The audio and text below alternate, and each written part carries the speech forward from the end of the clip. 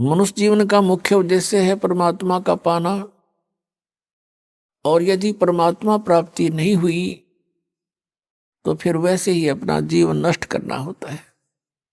सतगुरु संगत छोड़ के चाहे लाख वर्ष जप की नहीं, इंद्री क्रम न मोक्ष होवे फिर काल के अधीन। सतगुरु की संगत छोड़ के, गुरु से विमुख होकर के, और चाहे लाख वर्ष जप करते रहना, आपको कोई लाभ नहीं होगा। इंद्री कर्म न मोक्ष होवे और फिर काल के अधीन।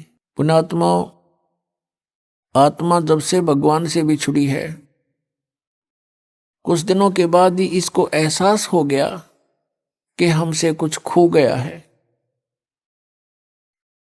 और आज तक भी वो ऐसा ही अधूरापन महसूस कर रही है। जिस प्राणी के पास पुत्र है, पुत्री है, संतान है, संपत्ति भी खूब है और अच्छी कारोबार है, लेकिन फिर भी उसको संतुष्टि नहीं है। आत्मा फिर भी कुछ ना कुछ तलाश में है, परमात्मा की तलाश में है। वो अलग बात है कि उसको तरीका कौन सा प्राप्त हुआ है, कौन से धर्म में वो जन्मा है, तो फिर भी वो उसकी खोज कर ही रही है। अब जैसे निर्धन तो खोज करता है, मान लीजिए परमात्मा की धनी होने के लिए,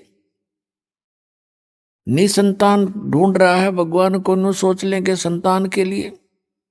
लेकिन जिसके पास सर्व संपन्नता है, संतान भी है, संपत्ति भी है, सर्व यहाँ का काल का सारा सुख है, और फिर भी वो भगवान की तलाश में है, तो इसका मतलब ये सर्व जो कुछ भी हमें प्राप्त है, जिसको हम यहाँ चाह करते हैं, ये पर्याप्त नहीं है।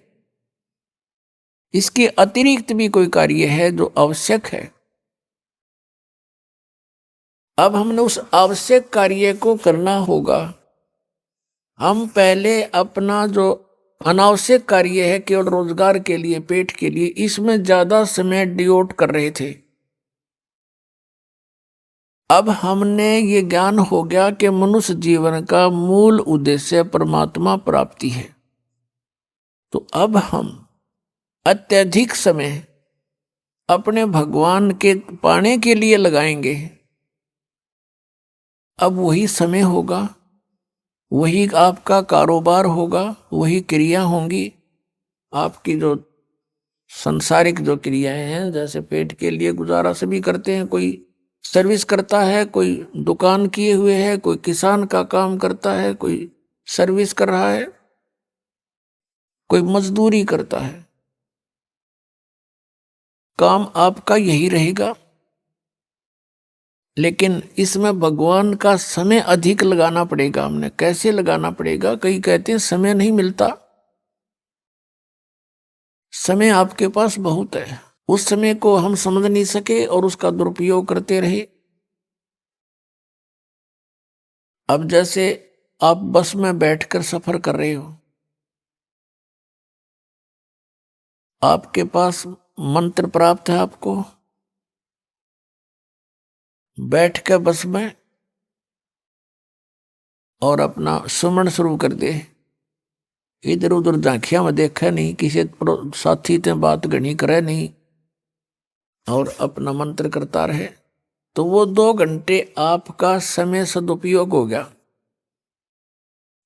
आप जी किसी मजदूरी के लिए घर से चले हो, मजदूरी के स्थल तक पहुंचे, तो वहां तक अपना सिमरण करे कई कई बार, और वहां जाकर भी मजदूर को या किसान को मानसिक कार्य नहीं होता, उसमें भी वो अपना भक्ति सिमरण कर सकता है। हमने देखा ये आली किसान हल के पीछे पीछे कोई रागनी गा रहा है, कोई और बकवास सोच रहा है मन में सारा दिन, तो उसका सदुपयोग कर सकते हैं हम, और भक्ति भी कर सकते हैं। क्योंकि किसी भी सदग्रंथ को उठाकर आप देखिएगा या किसी भी महापुरुष का अनुभव आप पढ़िएगा, उन्होंने वही कार्य किया है जो संसार के आम व्यक्ति कार्य करते हैं और उन्हीं में परमात्मा को पाया है। उसी काम में सिमरण भी किया है, हठ योग नहीं किया किसी ने। जैसे कहते हैं 2.5 घंटे सुबह और 2.5 घंटे शाम अनिवार्य है ध्यान लगाना, मेडिटेशन करना, ये व्यर्थ की बातें हैं। पहली बात तो इनका ज्ञान गलत, ये ध्यान लगाओगे कहाँ, झूठा ज्ञान और ध्यान का लावे, ये वाद विदा चतुराई वाद विवाद है इनका, ये बे चतुराई दिखा रहे हैं। और बात रही हठ योग की, किसी भी संत महापुरुष ने हठ योग नहीं किया और किसी भी सदग्रंथ में प्रमाण नहीं कि तू कति एक जगह बैठ के भक्ति कर ले। श्रीमद् भगवद गीता अध्याय नंबर 3 के श्लोक नंबर 4, 5, 6 में स्पष्ट किया है कि अर्जुन, यदि तू काम छोड़ के हठ योग करने लग गया, अगर तू कर्म सन्यासी हो गया, कर्म सन्यासी का अर्थ है काम छोड़ के और एक जगह बैठ जा, चाहे जंगल में बैठा, चाहे कोई गुफा बना ले, या घर पे बैठ के वो व्यर्थ प्रयत्न कर रहा है, तो फिर तेरा निर्वाह कैसे चलेगा।